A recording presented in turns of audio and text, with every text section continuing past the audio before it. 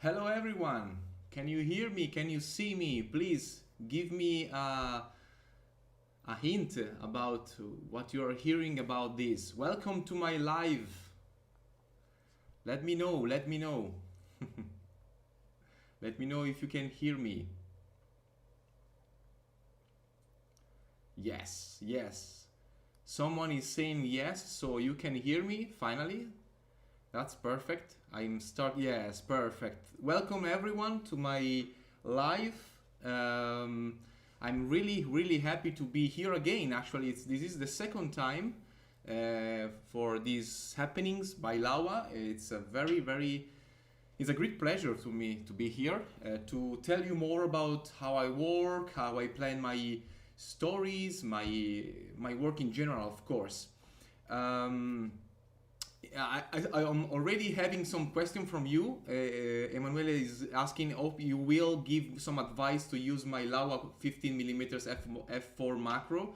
I'm in trouble with it. I will try. I will also. It's a lot of things I will try to say you tonight. So I will start now because it's a lot of time. It's a lot of things and not so much time actually. It's 1 hour. So let's right start.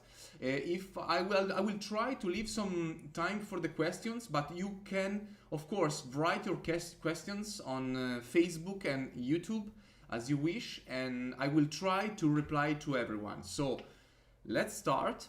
Tonight it will be about preparing macro shootings, how I work, how I start working from the scratch. I mean, from the very beginning, from when I hear in my life the need of doing something for photography, telling a new story, and so on. So I prepared a presentation about this. I will start with presentation, and sometimes I will be together with you with this split screen. So I will try to be present, not just the slides, of course. So the first question is, what's the first thing you think when you're planning a photography shooting? And my reply normally is studying my subject is the first and mandatory thing for me to do. This is very important actually. It's even more important than knowing how to photograph or having the right equipment. This is the first thing to do. So, for example, if I wanted to shoot, I could go out and find some nice ants like this Bornean weaver ants. These are very well photographed by many people and so on. But if you don't know them very well, you could miss a lot of things that are interesting about them. So you could miss the possibility, the chance to tell a story about these ants. So it's not just a pretty greenish ant that lives on the trees, but they also are predators. So if you know that, you can shoot these kind of photos of many of the soldiers attacking and subduing even stinging bees and other dangerous or poisonous animals. And you can know that there are two different type of these ants, the smaller ones and the higher ranking soldier ones. And there's also, of course, as in the most of ants, the queen. The queen will start a colony with just a few eggs, and all she needs is his own energies to lay the first eggs and to have her first, of course, workers, of course. So if you don't know that, you could find this ant under a leaf and miss the possibility to tell this story. Maybe you don't like to check the leaves. You are not into the story, so you didn't know about that, and you will miss this shooting. I'm starting with this, and then I will go more on the techniques and gear later, of course. Don't worry. So After the colony starts and the queen laid her eggs at first, the first workers go around to look for prey, and they can subdue even larger prey if there are a lot of workers around and soldiers around. So where they put their prey once they took them in the wild, they take them into the nests that are made by weaving silk around and wrapping the leaves of the trees where they live on. They don't dig a burrow as other hens do. Sorry, for example, sorry, my English is skipping tonight. So everything you're seeing in this story, I'm telling you as a start, I knew that. So I learned that from documentaries, from scientific articles, and so on. So even before going into the field and telling this story and shooting, I knew that I could have met this kind of events and what they did. And I had the chance to go to Borneo, to Malaysia, a few times. So my story was built in many times I went there, because every time you go there, you discover, you find something you learned about before. Exactly, Emanuele is saying, Emanuele Zanlucchi is saying, it's so powerful to tell a story showing pictures. Yes, it's my will. I'm a documentarist more than a photographer artist. So I'm seeing myself as a documentary, as someone that tells stories, not just a single picture, if I can, of course. So going faster, this is a worker holding two leaves together, and then other workers come and to help him in other sides of this nest. For example, in this corner, many workers are keeping the leaves together, attached together, but they need the silk, and that's the time of the tinier workers, the smaller ones that come with their larvae, and the larvae excrete silk. They have glands, and they excrete the silk, so they use them like the toothpaste excreting silk things. But they are alive, they are well, they are not abused by the adult ones, of course. It's normal for them. And so seeing that, if you know what you are seeing, you can take the shot. You can really take the chance to see and photograph something unique, something incredible. So I wanted to start with this story to tell you that when I plan for shooting, the first thing I do is plan the knowledge about my future subject, or at least the ones I'm expecting or hoping to see, of course. Marvels in nature always happens, so even the unexpected one, of course. So one of the things I learned a lot later in the later trips is that they also tend some other insects to feed on the sap they produce. So they also farmers, not just predators. And also they are sometimes they are even tricked by other insects. In this case, it's a moth caterpillar that is kept and protected by the hens because they think this caterpillar is one of them, and also the caterpillar produced a substance that they love, so they protected the caterpillar for this reason as well. So they manage the caterpillar as it was their own larva. That this is incredible. But if you don't read the articles and the publication about this, you can miss these things. You can miss that. Also, you can miss to see the amazing ant-like shaped spiders that live and go around the nest of the weaver ants, like these Myrma plataleoides from Borneo. This is a jumping spiders actually, but it's incredible. It's not like any other jumping spider you could know. It's really ant-shaped. Then this is only for protection. It doesn't hit the ants. It doesn't try to eat the ants. Another one that is also similar to these ants eat the ants actually. It's like them to try to steal them and to eat them. This is it's a crab spider. It's Atomisidae. It's another family, and it's incredible how it's able to subdue even larger prey, larger workers like this one, of course. And yes, of course, you can see many other things, but this was just the beginning. I mean, I wanted to show you how I think about going out and study and learn from articles and so on. And then I do another thing even before going for the shooting. Another question some people asks me is, once you know the subject more, as I told you, what's next?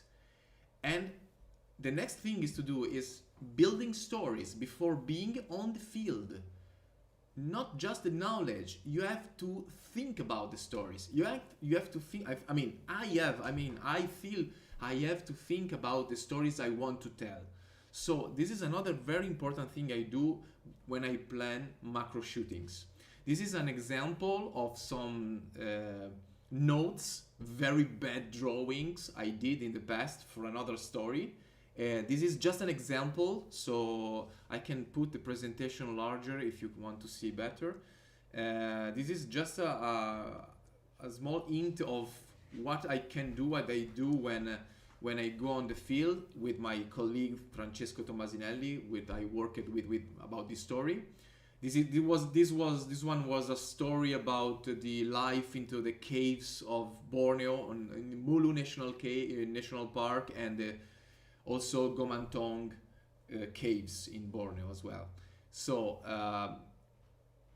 thinking about the storyboard, thinking about the story you are about to tell people with your images will give you a faster recognition of what you need to do in the field and what you are missing. After the shooting, if you don't have a right idea about what you need to tell, maybe you are missing something. You're missing a macro shoot or a wide angle macro shoot or something that you should have done to tell the story in the wall.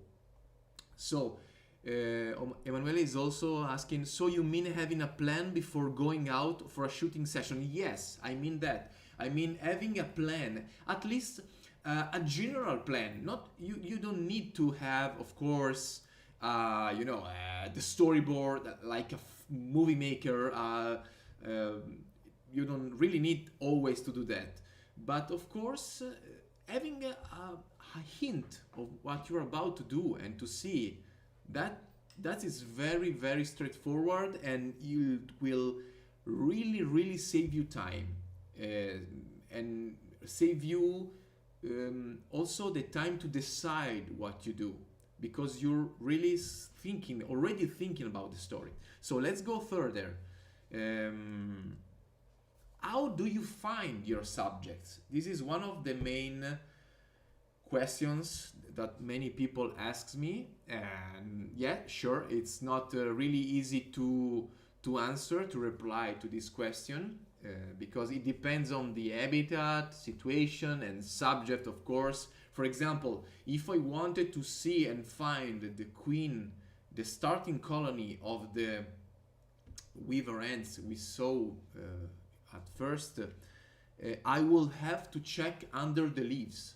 So it's not the same if I'm trying to find, of course, a burrowing animal, of course, but I'm trying to give you some advices, by the way, because I think it's interesting and it's something to keep in mind when you go out, of course, to find your subject. So how I find my subject? Of course, sometimes the subject finds you. This is the case of the leeches in Borneo. And this is Nicola Messina, a very good friend of mine, a great botanist and a great explorer that found, as many that go there, found a leech on his leg, of course.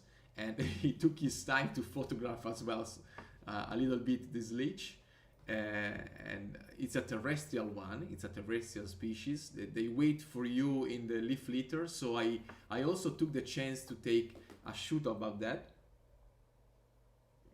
on my skin. In this case, this is another leech. It's a tiger leech, quite painful, this one. And in this case it's just a classic macro, so we will go more on the technical side a little bit later. This is just an introduction to see you how I work at first. Of course, I'm reminding you this because I'm really getting into more techniques later. So let's go.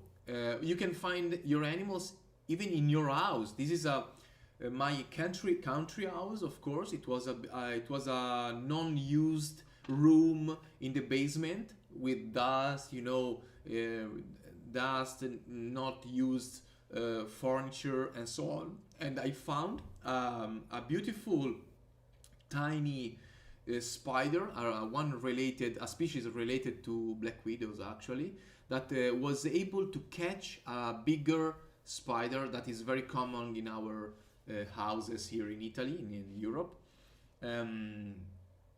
This is a situation that is very, very easy to find, and you have to look in the corner of your house, close to the places where you don't clean so often, or in garages, in all the places where you don't go so often. You can find very, very often nice subjects from your home. So I'm saying that because I know some people in the world are still in lockdown. So maybe you could find some macro subject even while you're home in quarantine. I mean, because I know how it's working around the world. We stayed in lockdown for many weeks, and we are just about to go out finally from this mess that is the pandemic. So just to give you an hint, many times in nature you have to go and to see the tracks of the animals. So of course this is another very important thing to do.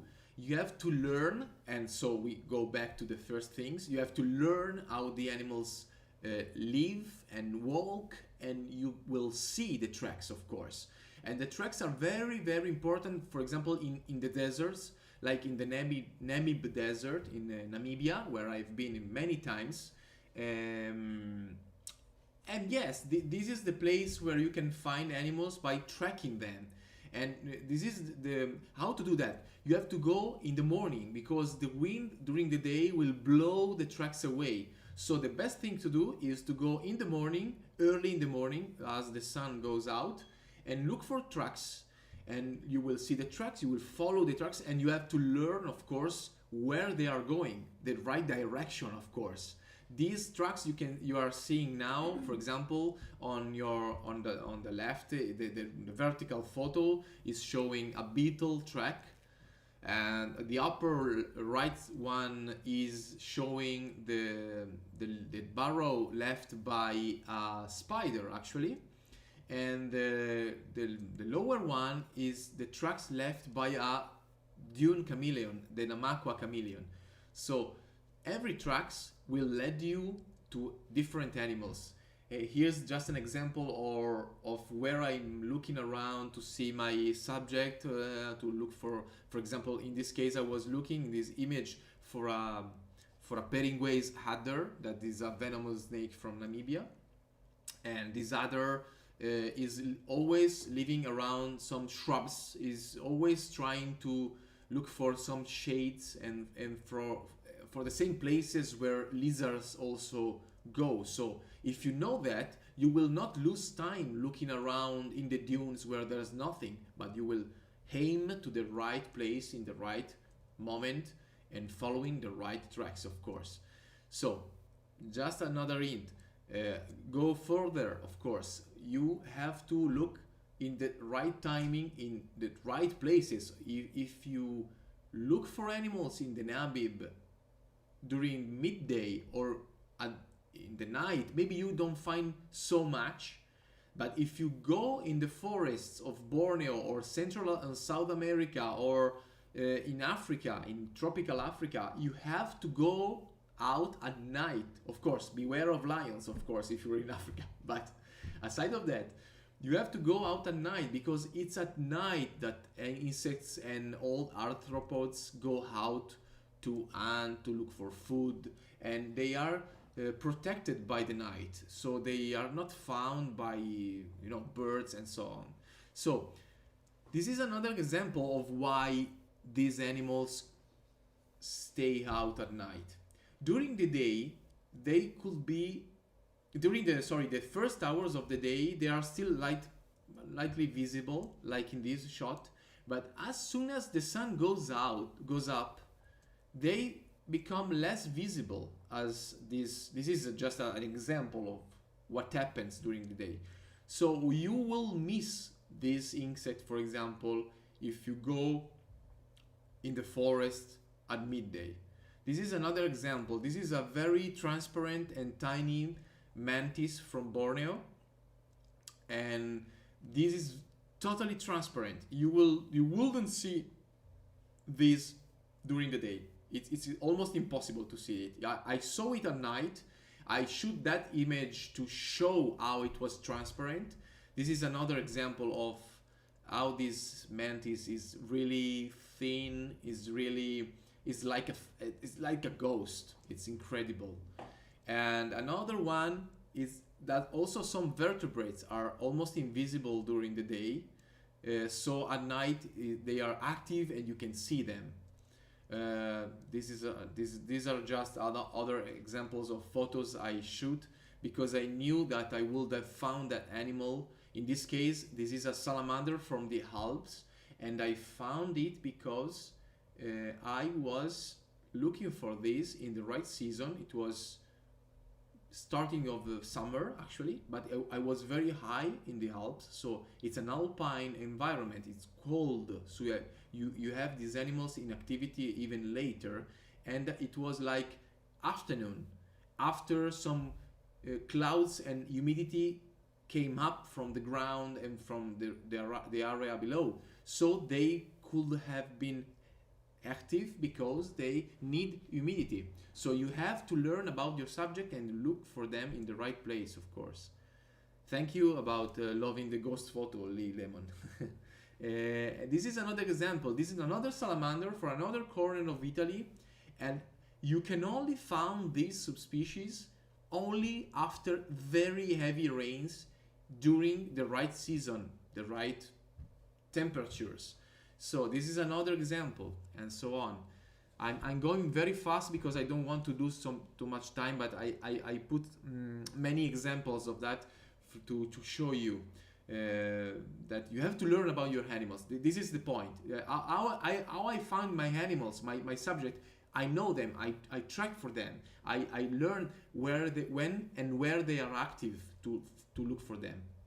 These are tadpoles of a micro-eyelid frog in the pitcher plants of Borneo, for example, and I was looking for them. They are always there if there is the breeding season on, and if you go at night, you can see them with the torches in a better way. For example, you can find, of course, during the right season and the right timing, the breeding ones. So as I did with these tree frogs breeding on the trees around the pond in Borneo as well.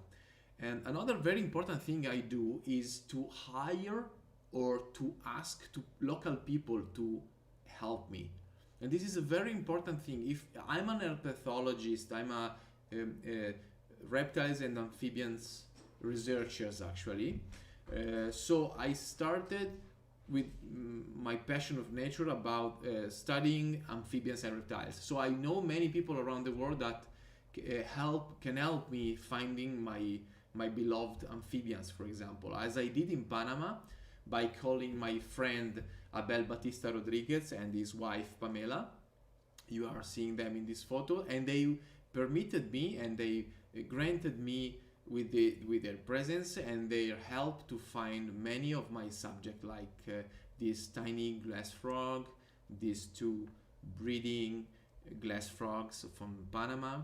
And if you go with the right people, and if you go with the right, if you go with the knowledgeable people of the place, you even you save even more time, because you know the animals, you know where they are active, when, but you are not from that place. So they already know the right places to look for them. So, for example, thanks to them, I was able to photograph all these different morphs of uh, strawberry poison dart frogs, for example. And these photos, for instance, are all shot with the 100 millimeters ultra macro Laowa lens. Just for your, just to give you some advice also about the lenses I used. I'm starting on getting more on the technical side, of course. This is, for example, shot with a 100 millimeters Laowa, the ultra macro one, of course. And these are this one is the same animal, not probably not really the same the specimen, but the same animal, same morph, color morph. But this one has been shot with a 15 millimeters, and this again 100 millimeters macro, 15 millimeters, same morph, and with a wide angle macro and a classic portrait macro, of course. This is another one, and the same, also the same morph, not the same specimen, with a 15 millimeters macro. Again, another one with a 15 millimeters macro.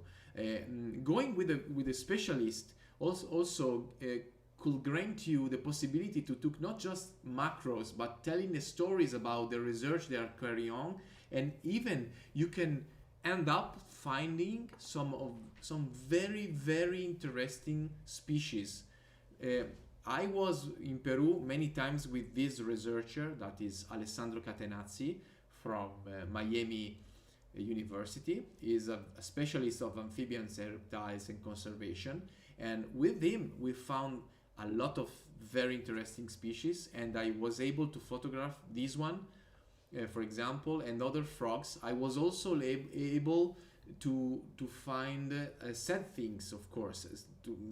The stories I tell aren't always nice, I mean, aren't always positive. Sometimes I also share the negative sides of being in nature and doing conservation photography. In this case, you're seeing a dead frog. It's a species from the high Andes, and it was dead because of the fungus that is killing frogs all around the world. So I wanted to tell this story too, and I was able to do that thanks to the researchers I was with. Another thing, I was able to photograph an extinct in the wild toad. This is the so-called golden frog from Panama, Atelopous zeteki, and I was able to do that because I met this nice person, that is Edgardo Griffith from Valle de Anton Conservation Center in Panama, that was able to save them from extinction and is raising the next population of these toads. It's another species the one is holding now in his hand, and hopefully in the future he will be able to release them back in the wild. This is another species of frog that meant a lot to me, because this is a so-called Lazarus species. So it's a species that was believed to be extinct in the wild, extinct in from that location since 10 years, and we found that again in Peru with Alessandro, and it was amazing to see it. Another example, and so on. So I put all these photos because I wanted to show you all the things that you can do thanks to people that can help you. So another advice and another thing that I always do when I'm planning my shootings is to call for people, for local people, for guides. I hire guides. I happily pay a local guide, a certified one, of course, someone that is working for the local park or something like this, and I happily pay to have them their advice and so on. This is another question from Egle from the Facebook. Is asking, She's asking actually, sorry for misunderstanding. How do you get in touch with the researchers? Are they so willing to share their time to guide you and show the location? It depends. There are some, actually, some researchers are also friends of mine. So it's actually something that goes since a long time, of course, it goes on. In other cases, for example, the two guys from Panama, Abel Batista and his wife, they do that for work as well. They carry people on a, of course, a sustainable way, and they go around with people and that pay them if you want, if you need. They get paid and they can show you some species, some unique species. So. And I read another question from YouTube. Do you move them before shooting every time?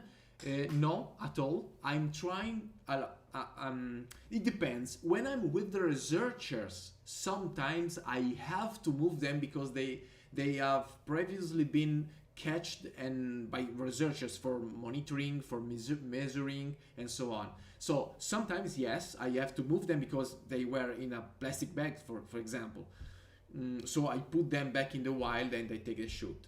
In this case, for example, the photo you are seeing, the two mating Atelopous, I would never touch them because they are mating and I could stress them a lot.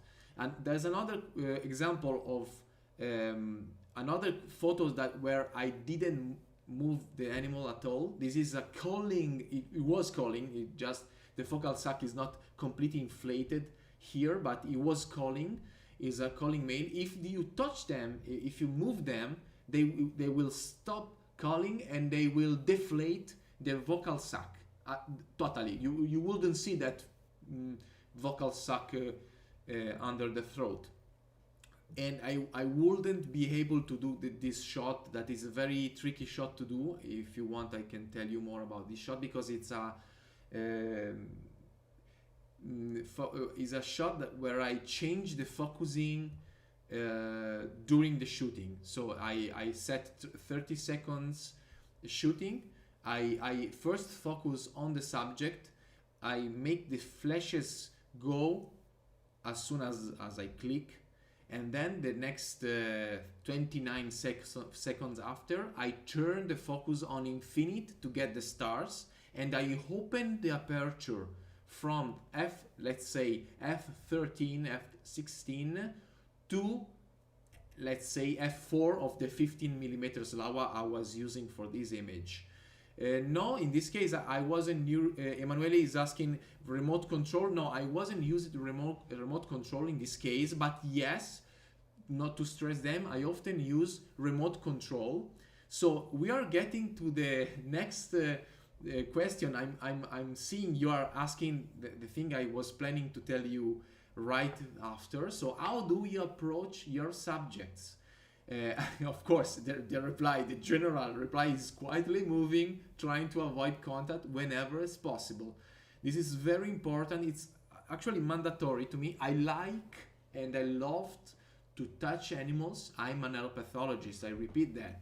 So if I have permissions and I do research or I'm with the researchers, I sometimes move the animals, but I try to keep this at minimum. I don't like to touch them so much anymore. I touched the animals more in the past when I was younger and less experienced, but I started not loving these images because, for example, for lizards, I started seeing that when you catch them and you pose them on a rock to do the photo, for example, you can often see that the pupil is enlarged for the stress. And I didn't like that thing. I didn't like to show an animal that was a little bit stressed. So I try to avoid that whenever it's possible. For example, in this case, that leaf frog, mountain leaf frog from Borneo, was so confident that I wouldn't see it, that he stayed still for the whole shooting that lasted like, let's say, 10 minutes, 20 minutes maybe maximum. And I put the camera on the ground. I was using this. I was using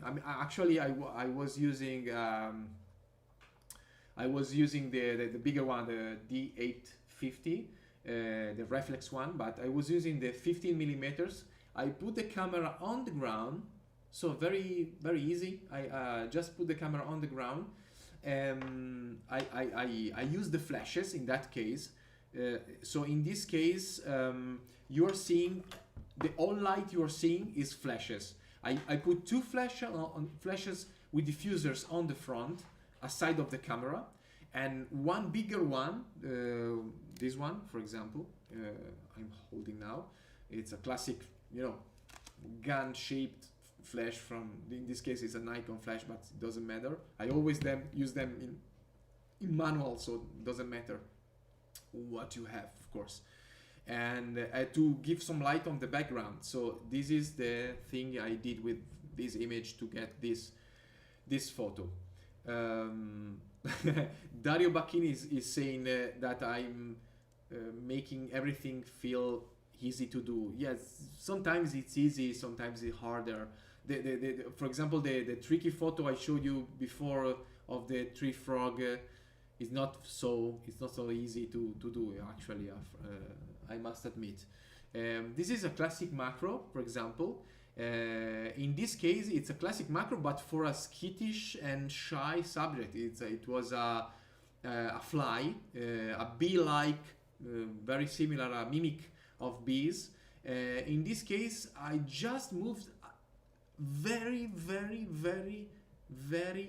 slowly.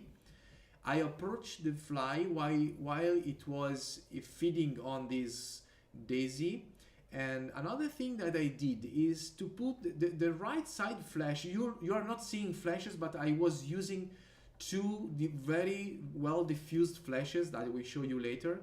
In this case, I tried to avoid the flash to shade the fly, so it didn't perceive the shadow coming over it, so it didn't perceive the arrival of something above it. So this is another trick I use often with skittish or flying insect, not to scare them away. I try to avoid shadows to go over them while I'm approaching them. Another thing is I try to stay on their side, on their altitude. I mean, so they don't see something coming from above. That is very it's very scary for them. This is another example. In this case it's a wild bee, and it was warming up at the sun, and I just approached it very slowly, and I took this shot with another. I'm not saying this always, but I was using the 100 millimeters macro from Laowa as well. I'm going faster. I don't want to be late, but I wanted to show you something about my error as well. As I told you, I try not to mess with nature as best as I can. Sometimes I don't know my subject very well, it happens. And for taking this shot, for example, I tried my best to stay still and let the fishes, the mud skippers fish, come closer to me, as they were doing, because they were walking all along the shore, following the tide. So I said, okay, I just put myself along the beach, waiting with my camera. In that case, I had an older lens. It was a 24 millimeters. The Laowa still didn't exist, I think, or maybe just the 75 millimeters macro, the first 75 millimeters macro. It was quite a few years ago, this image. And the thing that happened before this photo is that I didn't perceive that I was stopping all the fishes to walk along the shore. So at one point, a friend of mine told me, Emma, you are doing a mistake, because they are always all trying to circumnavigate you from the back. So I was in some way doing a traffic jam of fishes, of mud skippers all around me, and that I don't like this. So I changed my position, I put myself a little bit far from them, on another corner of the beach, and I was finally able to get this shot. So I was very happy to do the right thing, not stressing the animals, and so on. Zoltan Horls is asking from Facebook, hello Emanuele, any other interesting session? I'm planning a trip out to Zanzibar and I'm having a problem finding material on research materials for wildlife. So it is really useful, but I'm always afraid to miss a shot. Yes, of course. How can you decide what lens to put in the camera when searching for subject, when you still don't know what you will find, of course? How do you adjust for unexpected situation? Do you try to rapidly change the lens or try to get the necessary setup? Okay, yes, that's a very good question. I always put the 100 millimeters lens as a first lens attached to my camera. Almost always I'm using this lens attached because it's 100 millimeters. It permits me to get on macro side, of course. Even a dragonfly, something that is maybe far and you cannot approach it very fastly, of course, or very very easily. And if the things permits me that, later I try some wide angle macro and stuff like this. I learned that by trials and error when I was younger, because for example when I was in Sardinia I tried to photograph local skink from Sardinia, and as I tried the wide angle lens first. It was very a lot of years ago, very much time ago, and the skink was away from me in a blink of an eye before I will be able to get a classic macro shot. So I advise you to I always try to put my macro setup, my classic macro setup. So 100 millimeters lens. I show you this. I wanted to do that later, but this is my bracket for macro flashes. I put here the flash holder, and I use this. Sorry, I'm taking them. These macro flashes from Mikey. So I always take them mounted on the camera, of course. Sometimes I'm using two cameras, and you will discover why in a few minutes. But normally when I'm out, I try to stick with that setup because it's the thing that permits you to get the shot in a more fast way. So I'm going a little bit faster now. I don't want to miss. This is another setup actually. The presentation is helping me a lot. My organization was good this time. This is another setup I'm using a lot lately. This is another setup I'm always having in my bag. And this is another way I'm approaching the animals in the last years with the underwater camera. This is D850 Nikon. Inside this sleeve, underwater sleeve, that is from Outex. It's a US brand, and I love this because it's lightweight. You can remove this silicone thing in a blink of an eye. You can put it in a blink of an eye. If you can pack it in a luggage, in the backpack, even if you are going in the woods, so in a land-based shooting area. But you can find a small pond, for example, with breeding toads on frogs, and you are able to do underwater shootings with ease. I will show you another lens I use for the underwater shooting of frogs in a few seconds, but this is another example of what I'm doing for approach animal now. And someone mentioned remote control before. This is an example. I use the remote control connecting the camera with my phone. In this case I was using SnapBridge from Nikon brand, and I show you another time. This is my phone. This is the actual thing I'm seeing. I can change aperture, ISO rating, white balance, time, and so on. even mode from A to M, from manual, from aperture first, and so on.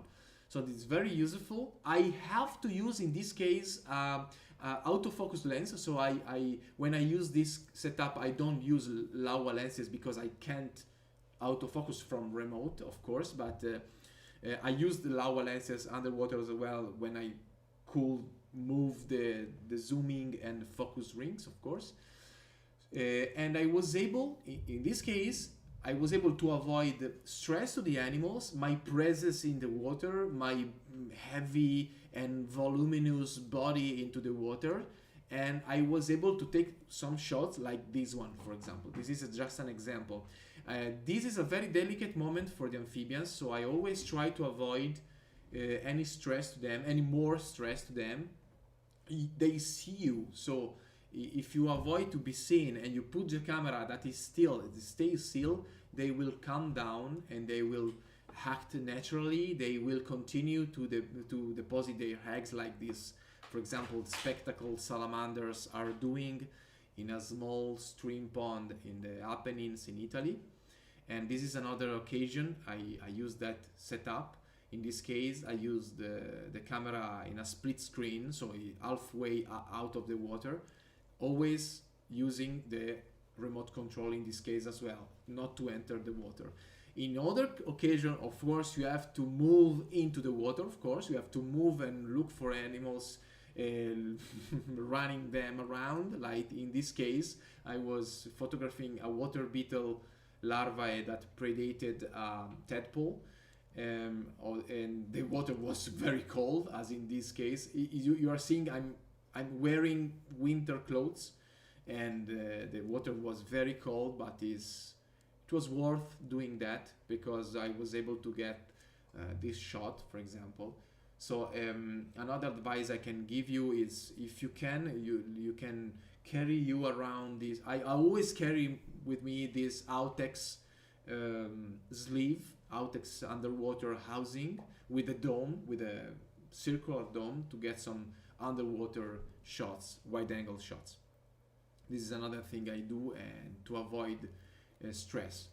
Sometimes I approach the animals when I know that I can do that.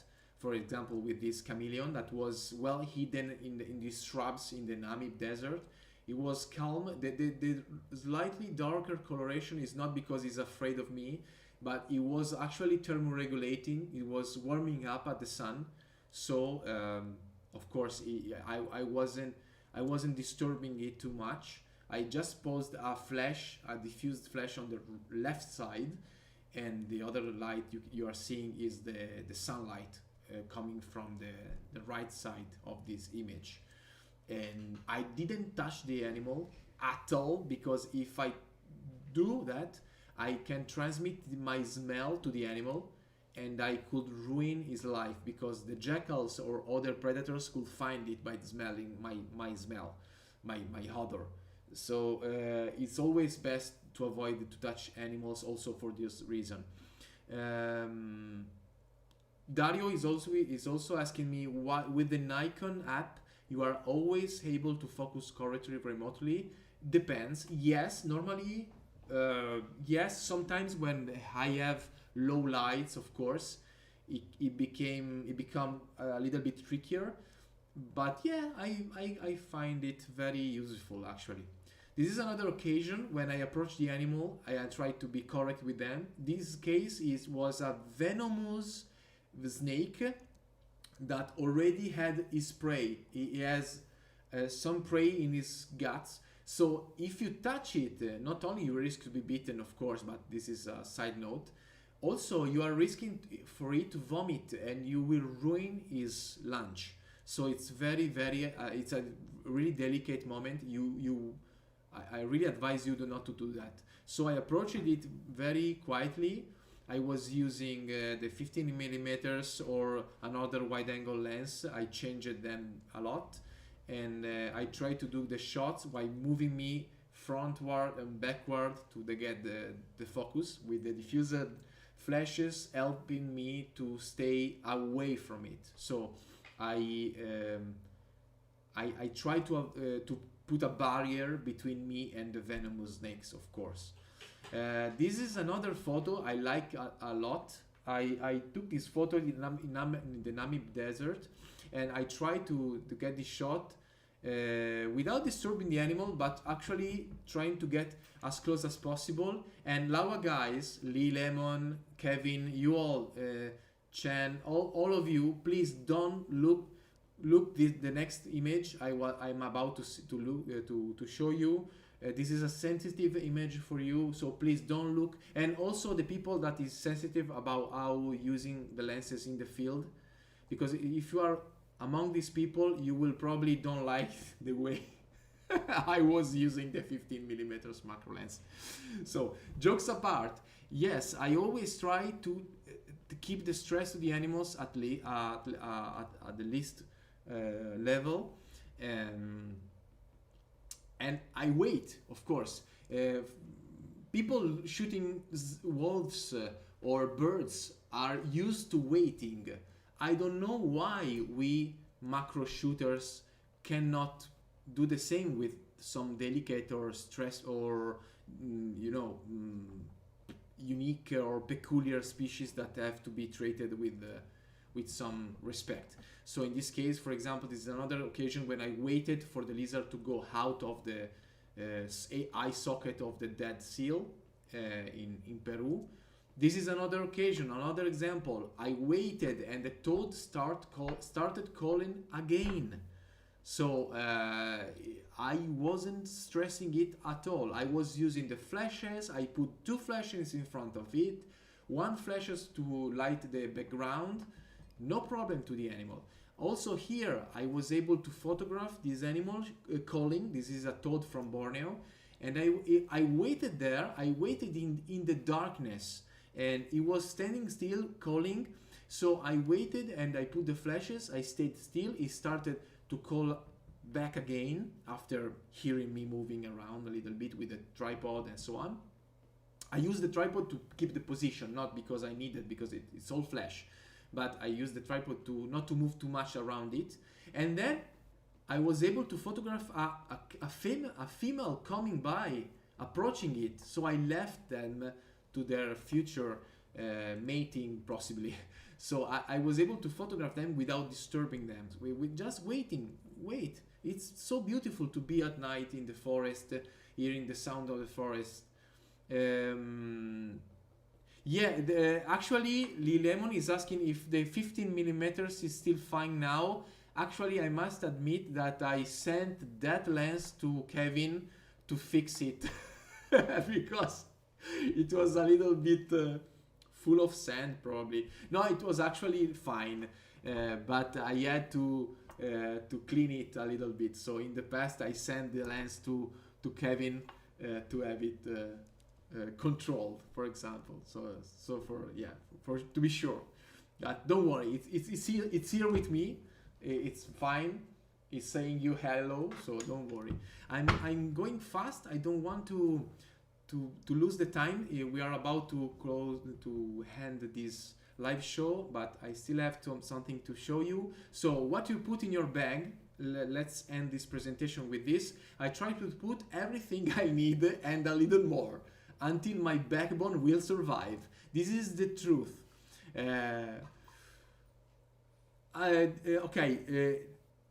From YouTube, someone is asking, why do you use as a focusing light for... What I use as a focusing light for manual lenses. It depends. I sometimes use, I show you that, because it's something I put in my bag, so it's also in theme. I use this system, is the Makey, as you pronounce it, macro flash system. So this macro flash system, this is the second. There are 2 versions. There's a Mark II version, and this Mark II version permit me to use the flashes and to use this light as a focusing light. So I sometimes use this, and this is helpful, of course. Another time, at night, for example, I use my head torch, my headlamp. Also because using the mirrorless cameras, you have the focus peaking and the light enhancement. So it's also very useful even if you are photographing not in stop down, you know, you're focusing without, you are, sorry, you are, yeah, getting the focus without opening the aperture wide open to get the, you know, to nail the focus. So yes, this is another thing I do, and sometimes I use some LED lights that I put around to have some light. But normally, yes, the headlamp. For macro shootings, the headlamp is the thing I use the most to get everything in focus, to be sure about the focus.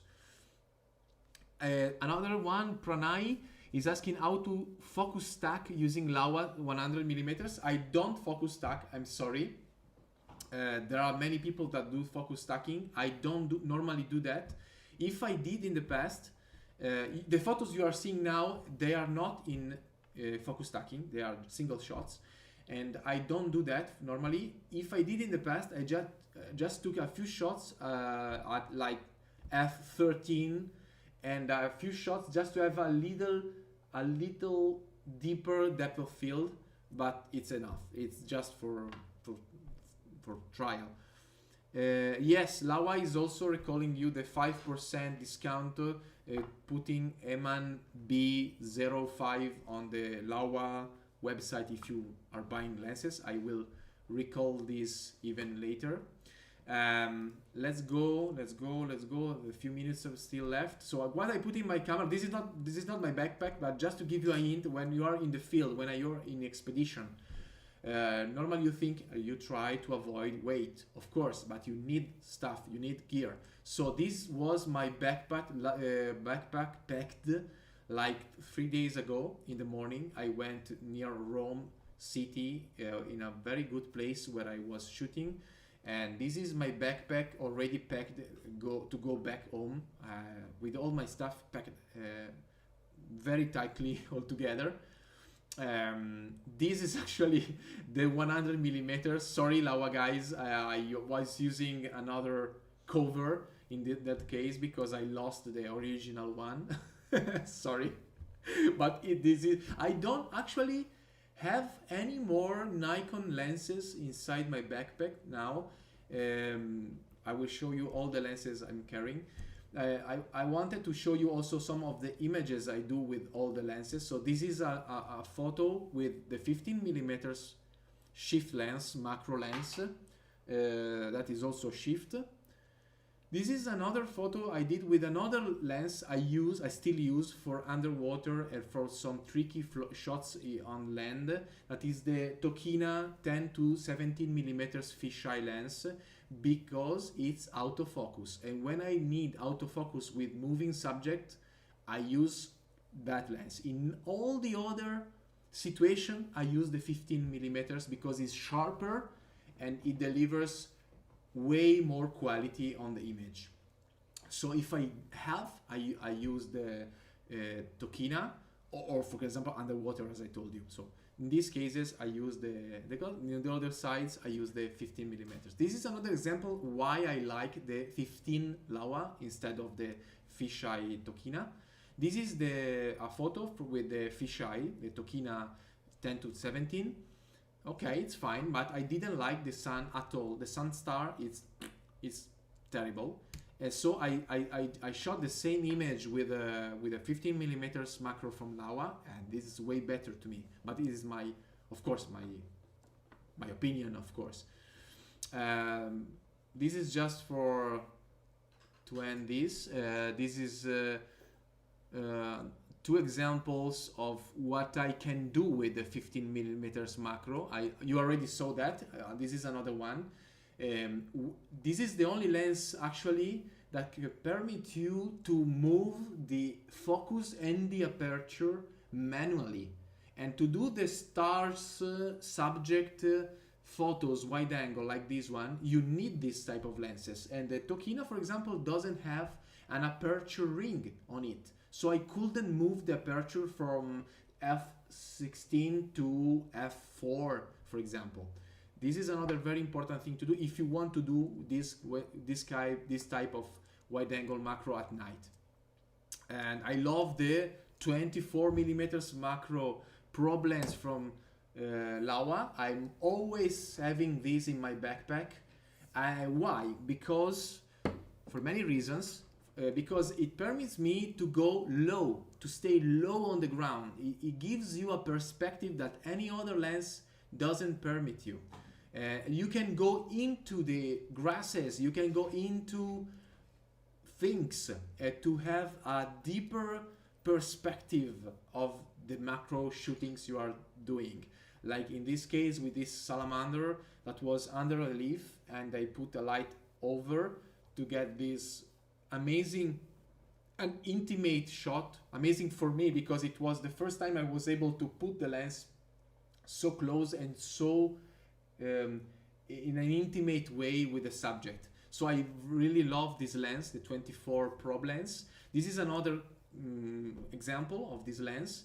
These are two Black Widow from Italy. The left one is male, and you can see the lens standing side of them, very low on the ground, very, very nice. If I tried such image with a 15 millimeters Laowa, it would have been trickier with such a tiny subject among rocks to have the same perspective. It doesn't mean that you can not do that, but it's, in some occasion it's very tricky. For example, in this case I tried, and I got with a 15 millimeters macro this shot of a Black Widow on his web. I tried the same with the 24 millimeters and I got this shot. So it's all about perspective. It's all about what you prefer. But in this case, I prefer this image instead of the previous one, this one. Even if I like this, of course, as well. I kept this, but of course, this one is more into the world, into the tiny world of spiders. Another thing for what I like this lens, the Laowa, the probe lens, is that you can put it into the water, and you could say, okay, of course, you already have the Outex sleeve, the underwater camera, of course, but you cannot do the shooting I'm doing there in this image with that stuff. To reach that fish in its burrow, pointing out just with his head, it would have been impossible with any other lens instead of the Laowa, the probe lens. So this is a unique lens in this case because it permits you to go underwater for about 25 centimeters, let's say. So it's very useful. I never use the LED light in front. I also kind of like the sharpness of this lens, even if I would like it to be a little bit more wide, I mean more to get more light and a little bit more sharp, a little more sharpness when I go on the land, but it's still very usable. I printed these images, they are sharp. They can be printed in large print, so this is enough. I mean, I love this lens and I will continue to use it a lot. Egle was asking about the stars in the background, and she was asking if they are stacked. No, it's a single shot image. The one I showed before, I will probably get back if you want. If I have a few minutes, Laowa guys, you can say me if I have a few more minutes to go there. And I do the shot in 30 seconds. I start with focusing and aperture for the subject. So let's say f16, and flashes on the subject. The flashes pop when I click, and then the photos is going on now 30 seconds. So during the 30 seconds, as smoothly as I can, I turn to infinite to get the stars, and I turn the aperture from f16 to, let's say, f4, the maximum aperture of the 15 millimeters, and I leave the camera and I got that shot. Sometimes it's tricky for the middle ground. You can get some blurred areas, but it's fine. You can really get some nice shots. Back to the probe, I really love these shots of the surface, This is not a upside photo. It's an animal skating on the surface, on the lower surface of the water, on the lower side, on the, you know, on the roof of the water. So this is another shot that I was able to do in a very shallow pool thanks to the probe. And another lens I'm using nicely in the last month is the 9mm from Laowa. This is I think the widest existing full frame lens, not fisheye lens in the world. It's amazing, and you can see the setup here with the diffuser flash.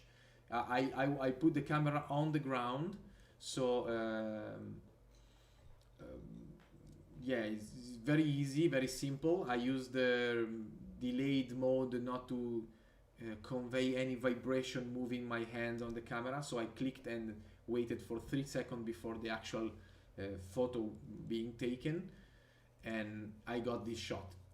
Lately, and it's really the end of my presentation, I'm also trying to do my lenses, starting with the Laowa lenses. So I started trying to do the craziest thing in my life.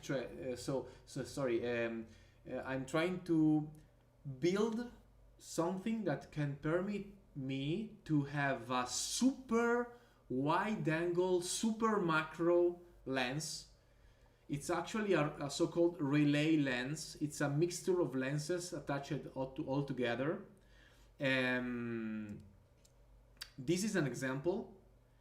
And how I took this photo. I took this photo attaching the 100mm Laowa lens to an extension tube, and in front of it I attached other things. I think I have them here. Yes, I use this. Sorry, I use this system. So it's two Rhinox DSC250, a little extension tube, and a CCTV lens. The one used, for example, for the GoPros or for the cameras, for security cameras. Sorry, I wasn't recalling the name. So I'm trying to do this kind of shots, and you can do something similar with the 15mm, for example, like in this case. But the perspective is very different, and the animal and the background in this case are more visible all together. So it's a different kind of approach to wide angle macro.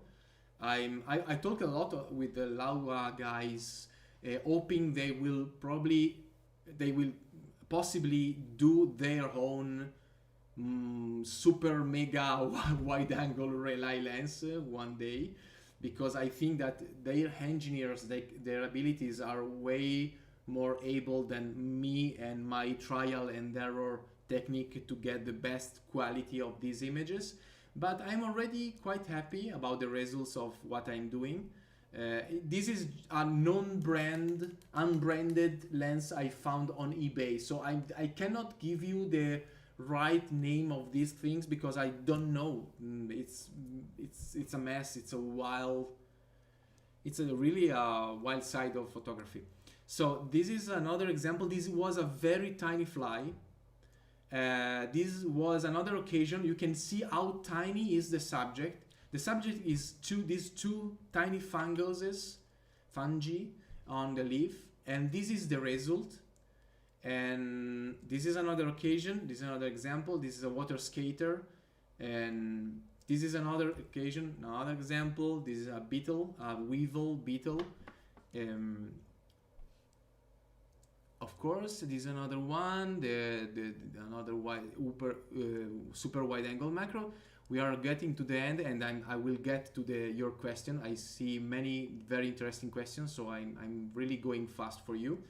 This is another example. This is a beetle shot with the relay lens, and this is the same shot with the probe lens from Laowa. I love both photos. I keep and use both photos. As you can see, the relay lens I created using the 100 millimeters have a little bit more depth of field in the background, but the quality in general of the shot is better on the probe. So I'm still working on this.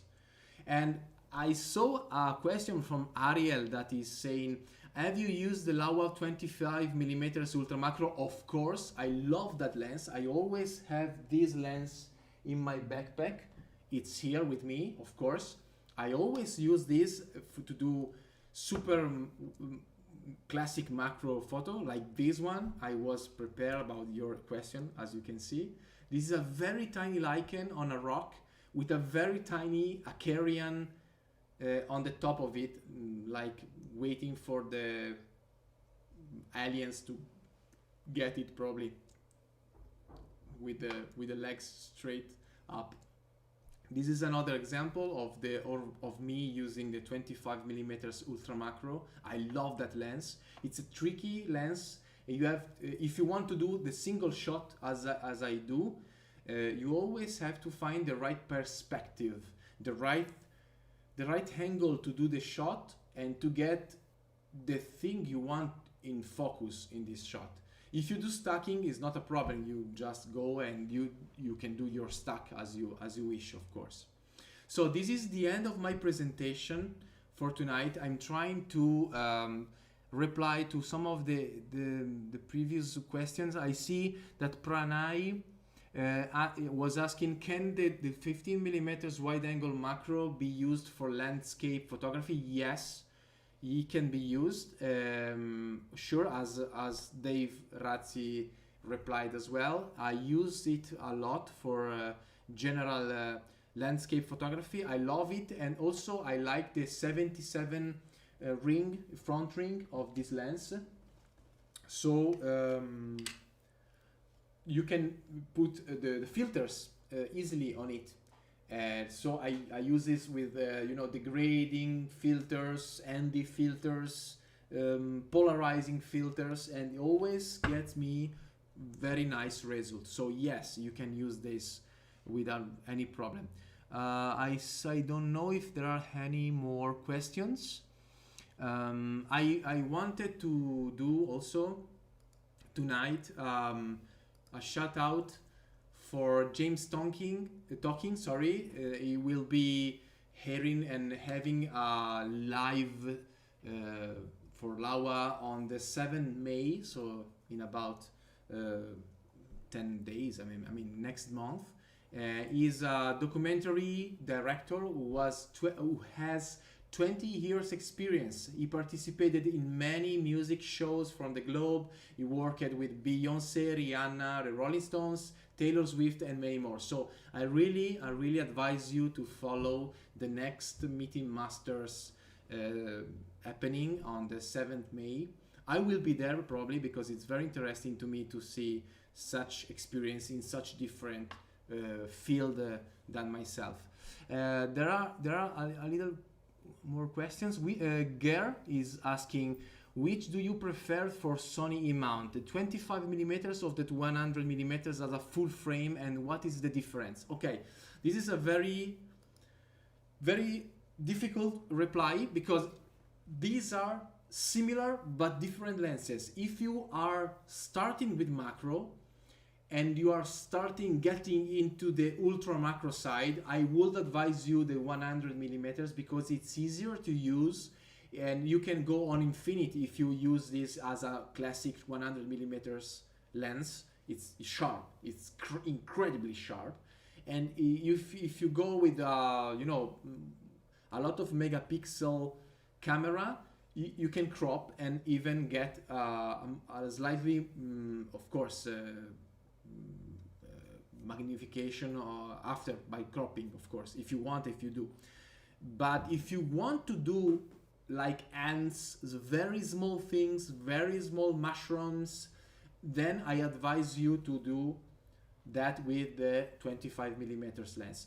The difference are these ones, the use of this, the subject you are going to do are the main difference. Of course, the more you go in macro and in magnification, the less depth of field you need, you will have, and the more light you'll need. So be prepared to have your macro flashes ready. I use these flashes with this diffuser, and I mount, as a last note about my photography, I mount another diffuser on them, a custom made diffuser. I cut this wing and I put some Velcro here. So this is my setup when I do macro. Two of them mounted on these brackets, Photo Pro brackets. You can find the Photo Pro, the Mikey flashes on the macrodojo.com website. It's the store of Nicky Bay. He's also a very good friend and a Laowa user as well. You also find Laowa there. It was very, very nice to have you all here. Thank you for the Laowa guys, Lee Lemon, Kevin Young, and all the other people from Laowa for permitting me to be here again once to tell you more about my work, how I plan it and how I do that. So thank you. If you have any more question about my techniques, my gear I use, I hope I told you everything, but if I missed something, please feel free to write me on Instagram, on Facebook, everyone, to ask me whatever you want, whatever you need to know. I will be more than happy to give you advices. If you need also to know about the Autex underwater sleeves, I will be more than happy to tell you also about that too, because I'm using them and they're giving me so much happiness together with the Laowa lenses. So it was very nice, very nice. Thank you all the guys from Italy too, Marco Rampinelli, Nicola Zanino, all the others guys, all the people from Chile, from all the parts of the world. It was very nice. Thank you so much. All the best.